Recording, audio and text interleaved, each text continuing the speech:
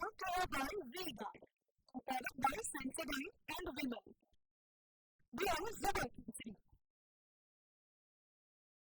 કાળઝાળ ગરમીની છેલ્લા એક અઠવાડિયાથી ગરમી ગુજરાતમાં કાળો કેર વર્તાવી રહી છે અને સૌથી ચિંતાજનક સમાચાર તો એ છે કે હજુ આવનારા દિવસોમાં ગરમીથી રાહત મળવાના કોઈ પણ પ્રકારના અણસાર દેખાતા નથી।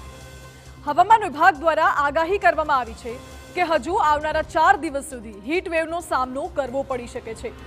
ગરમીને લઈને રાજ્યના 20 જિલ્લાઓમાં ઓરેન્જ એલર્ટ જાહેર કરવામાં આવ્યું છે, તો બીજી તરફ અમદાવાદ ગાંધીનગરમાં 48 કલાક માટે રેડ એલર્ટ આપવામાં આવ્યું છે।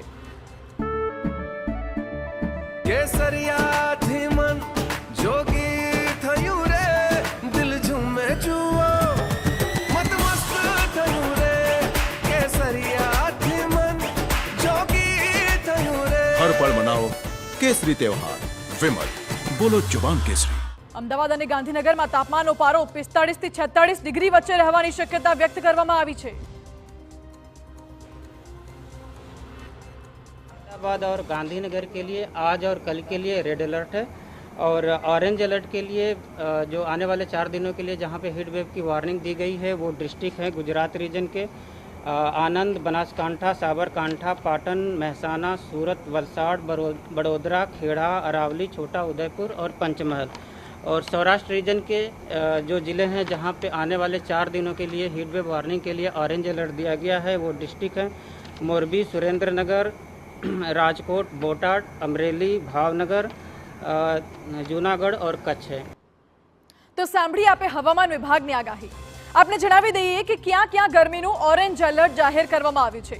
તો પહેલા સાંભળો, આણંદ, ખેડા, બનાસકાંઠા, પાટણ, મહેસાણા, સાબરકાંઠા, અરવલ્લી, સુરત, વલસાડ, વડોદરા, છોટાઉદેપુર અને પંચમહાલમાં ઓરેન્જ એલર્ટ છે। આ તરફ મોરબી, સુરેન્દ્રનગર, રાજકોટ, બોટાદમાં અને સાથે જ અમરેલી, ભાવનગર, જૂનાગઢ અને કચ્છમાં પણ ગરમીનું ઓરેન્જ એલર્ટ જાહેર કરવામાં આવ્યું છે। આ બધાની વચ્ચે સૌથી ચિંતાજનક બાબત તો એ પણ છે કે આકરી ગરમી વચ્ચે લોકો ગભરામણ, ખેંચ આવી અને હીટ સ્ટ્રોકનો શિકાર બની રહ્યા છે। રાજ્યમાં ગરમીના પ્રકોપને લીધે 15થી વધુ લોકોના મોતની ઘટના સામે આવી છે।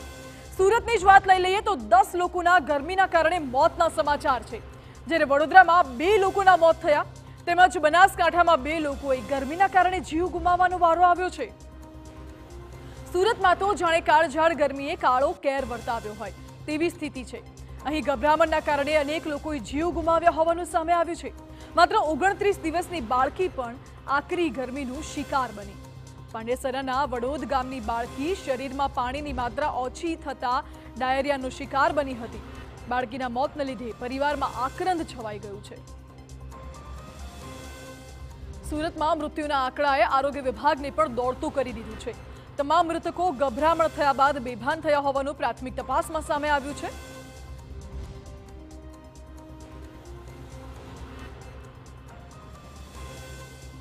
જે ભિક્ષુક હતા અને એક વ્યક્તિ જે ફૂટપાથ ઉપર હતા તેઓને બ્રોડ ડેડ સિવિલ અને સ્વીમરમાં લાવવામાં આવ્યા હતા અને ત્યાં તેઓને મૃત્યુ થયેલું જાહેર કરવામાં આવ્યું હતું અને સાથે સાથે તેમનું પીએમ કરાવવામાં આવ્યું હતું।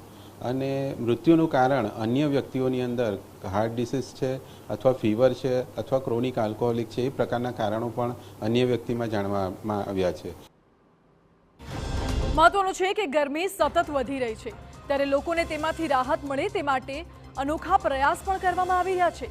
એક તરફ અંગ દઝાડતી ગરમી વચ્ચે સુરતીઓનો જુગાડ પણ સામે આવ્યો।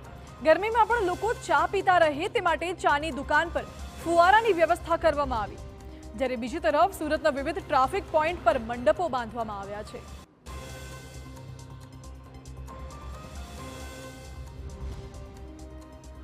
છેલ્લા કેટલાક દિવસોથી જે હીટવેવની જે સ્થિતિ જોવા મળી રહી છે, ત્યારે સુરત શહેરની અંદર પણ ગરમીનો પારો છે સતત જે ઊંચો જોવા મળી રહ્યો છે, 40 ડિગ્રીથી વધુ જોવા મળી રહ્યો છે। ત્યારે સુરત ટ્રાફિક પોલીસ આખરે મોડે જાગી ખરી।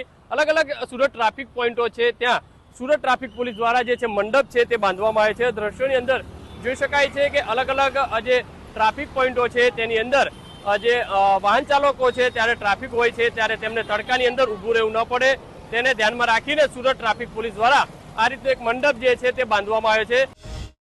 જો કે આકરી ગરમી વચ્ચે આવા નુસ્ખા કેટલા કારગર સાબિત થાય છે તે પણ મોટો સવાલ છે। એટલે કે હાલ તો સતર્કતામાં જ લોકો માટે સલામતી છે।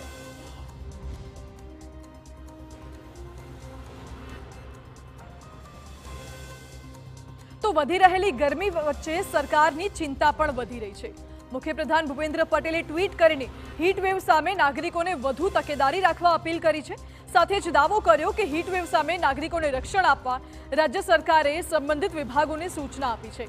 મુખ્યપ્રધાન ભૂપેન્દ્ર પટેલે નાગરિકોને સાવચેતીમાં જ સલામતીનું સૂત્ર આપ્યું અને સૌ સાથે મળીને સ્થિતિનો સામનો કરવાની વાત કરી.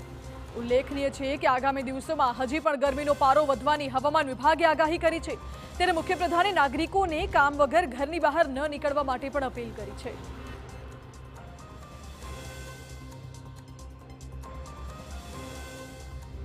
Brought to you by Vega, powered by Sensodyne and Vimal. Bro, Vivek.